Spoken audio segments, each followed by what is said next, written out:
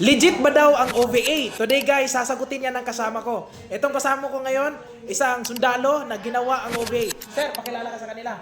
Hello, good morning. I'm Edwin Mercado. Tama po ang sabi ni Coach. Dati po akong sundalo. Sir, gaano ka-legit ang OVA? Paano ka na-involve dito? Naghahulan po ako sa Facebook.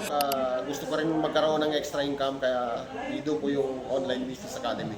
Yun. So, naghaw lang siya sa Facebook. Nakita niya yung mga posting sa Facebook. Naghaw siya.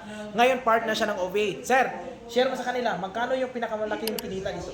Yes, pinakamalaking kinita ko po rito sa isang araw, 89,000. Grabe. Guys, ang kinita ni Sir, 89,000 pesos in just one day. Sir, ever since sa pagiging sundalo mo, kinita mo ba yan?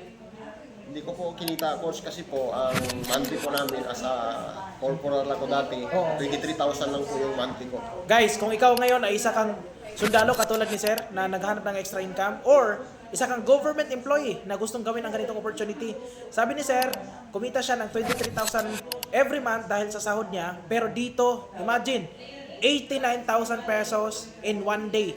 Sir, ano yung masasabi mo sa lahat ng mga government employee na naghahanap ng extra income dahil hindi sapat yung kinikita nila?